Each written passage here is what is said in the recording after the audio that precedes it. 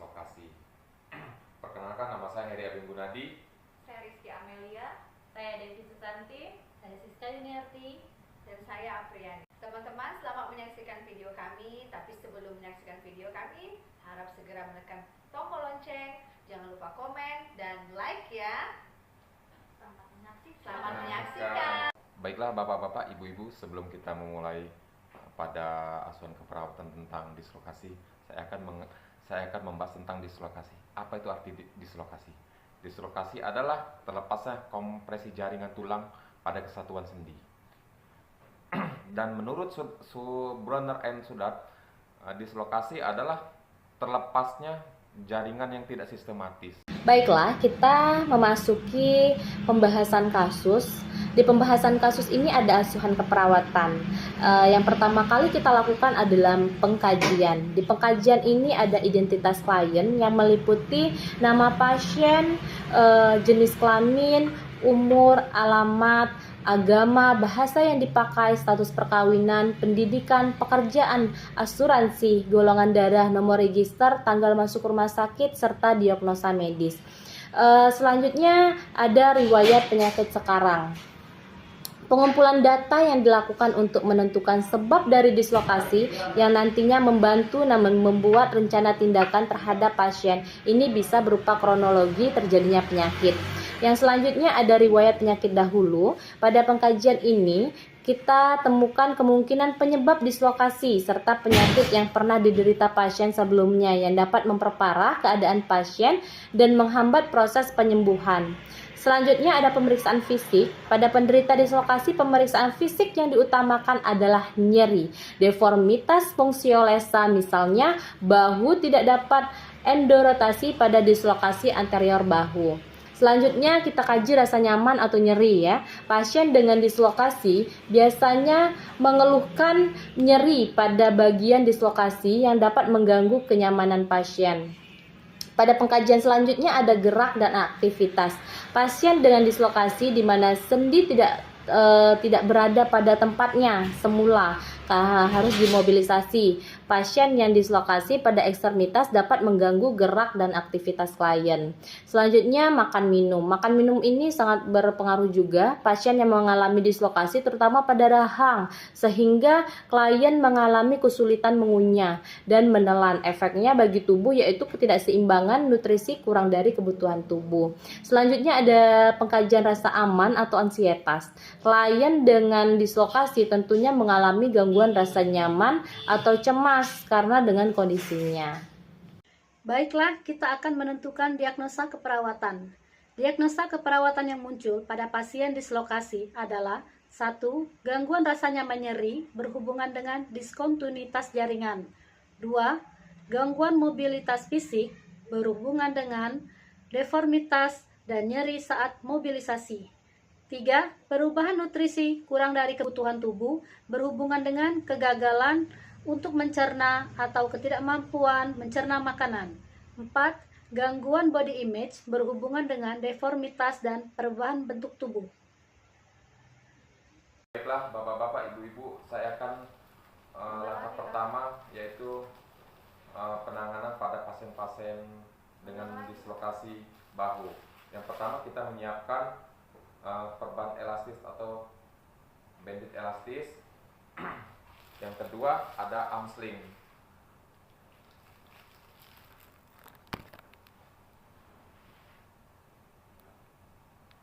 Baiklah Bapak-bapak, Ibu-ibu, saya akan memperagakan cara pemasangan perban elastis. Ibu, maaf Bu, tangannya agak di atas sedikit sebentar Bu. Agak lurus Bu, dikit. Oh ya. Bu ya.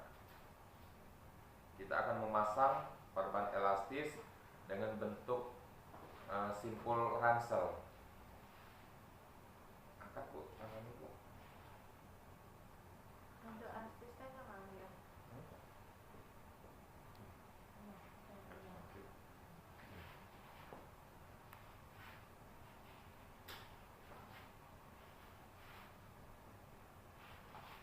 Agak sakit Bu. Iya, agak terbatas soalnya gerakan.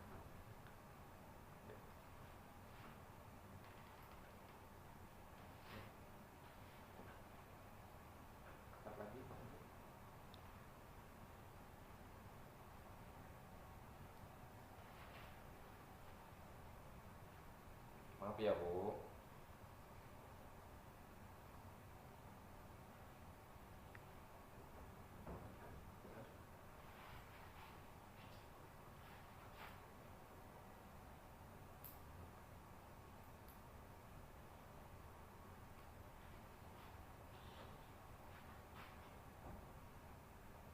Baiklah Bapak-bapak, Ibu-ibu, terselesainya kita pemasangan pada pada ransel, pemasangan perban elastis. Mungkin kita lihat putar dulu untuk melihatkan apakah sudah rata atau belum.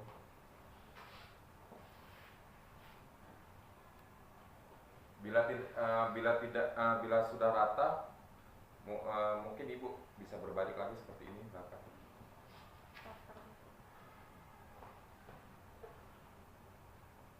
Langkah yang kedua yaitu pemasangan amsling pada lengan yang sakit.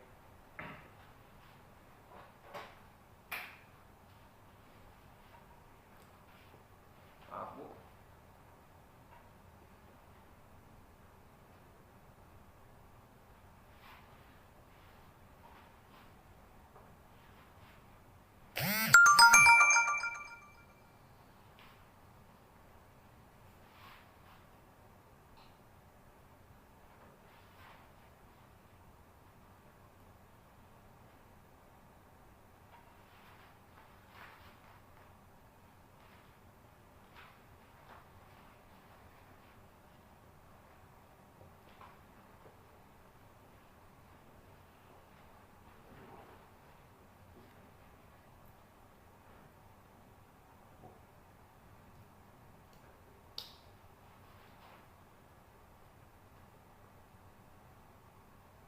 Apakah sudah nyaman Bu? Iya, lumayan nyaman dan rasa nyerinya sedikit berkurang. Baiklah teman-teman, setelah kita melakukan pengkajian, kemudian menentukan diagnosa keperawatan, dan melakukan implementasi keperawatan kepada pasien, maka selanjutnya tahap yang akan kita lakukan adalah tahap evaluasi keperawatan kepada pasien. Pada pasien dislokasi ini, kita sudah menentukan 4 diagnosa keperawatan yang kita angkat. Yang pertama, gangguan rasa nyaman berhubungan dengan nyeri. Kemudian yang kedua, gangguan mobilitas fisik. Yang ketiga, perubahan nutrisi. Dan yang keempat adalah gangguan body image. Nah, untuk tahap-tahap evaluasinya untuk pasien dengan gangguan rasa nyaman nyeri, maka yang perlu kita evaluasi pada pasien bagaimana perubahan nyeri pada pasien yang dirasakan oleh pasien. Skala nyeri, kemudian intensitas nyeri, apakah nyeri sangat mengganggu sampai mempengaruhi tingkat rasa nyaman pada pasien. Kemudian yang kedua, untuk perubahan mobilitas fisik, tanyakan kepada pasien apakah setelah dilakukan intervensi keperawatan, pasien mengalami perubahan pada mobilitas fisiknya. Apakah pasien memerlukan bantuan dari keluarga pasien untuk memenuhi kemandirian pasien, atau apakah pasien memerlukan alat bantu untuk mobilitas fisiknya. Kemudian yang ketiga, perubahan nutrisi. Tanyakan kepada pasien apakah ada perubahan dalam pemenuhan nutrisi kepada pasien, karena nutrisi sangat penting dalam penyembuhan yang membantu proses penyembuhan pasien. Apakah terdapat perubahan dalam pola makan pasien. Dan terakhir, tentang gangguan body image pasien. Tanyakan kepada pasien bagaimana kondisi penyakit pasien mempengaruhi gambaran diri pasien tersebut.